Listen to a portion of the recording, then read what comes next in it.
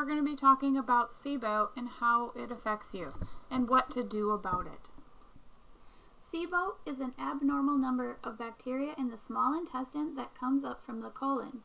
It can lead to bloating and increased passing of gas, diarrhea or constipation, abdominal pain, nausea, fatigue, and in more extreme cases, the small intestine may not be able to absorb nutrients.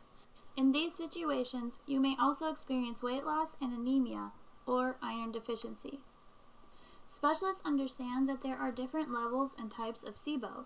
These distinctions matter when determining the most appropriate treatment. There's hydrogen-predominant Sibo, and there's methane-predominant Sibo.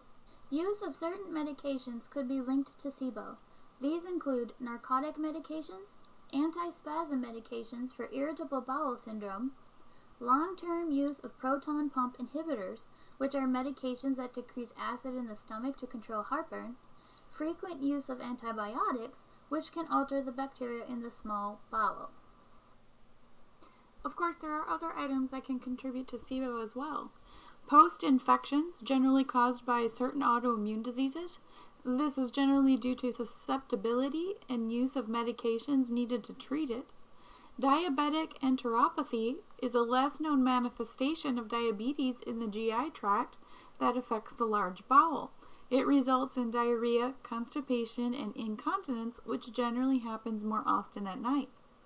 Gastric bypass surgery can lead to Sibo due to scarring, adhesions, and other complications. Pseudo-obstructions, this generally concerns the muscles, nerves, hormones, etc. And what happens is it doesn't allow food to move through your system as effectively as it should.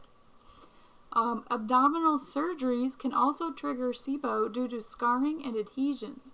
The recruitment of more mast cells to heal the area after surgeries like appendix, cesarean, gallbladder, or other organ removals, along with endometriosis, all affect your gut and the possibility of developing Sibo. And again, this is damage in the area and it recruits more mast cells. We've already discussed some of the medications that can do this. Stress also affects the amount of hydrochloric acid your stomach pumps out, which then affects your gut motility. And eating too much junk food.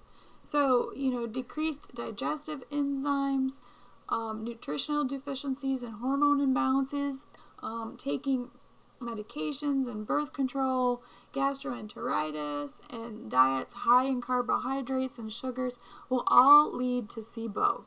So in order to try to minimize your risk of getting Sibo, you want to try to minimize your surgeries as much as possible, which I know can be difficult to do, and have an active lifestyle and a good diet. You can help heal Sibo by following a low FODMAP diet. You can also use antimicrobial herbs that have a natural antimicrobial antibiotic property, and it can help kill and clear out the bacterial overgrowth. They can be used to treat Sibo in reoccurring Sibo and as an alternative for initial treatment. You can also do a strict water diet, no more than 7 days, to starve out the bacteria and kill it. But please, if you do this, talk to your doctor first. You can also use coconut charcoal for those who can tolerate it because it has beneficial enzymes to help the healing process. If you cannot have coconut charcoal, just regular activated charcoal can be beneficial as well. It will also help bind up the chemicals produced in the bacterial overgrowth and prevent it from entering into your bloodstream. There are drugs that your doctor can prescribe, however they come with many side effects.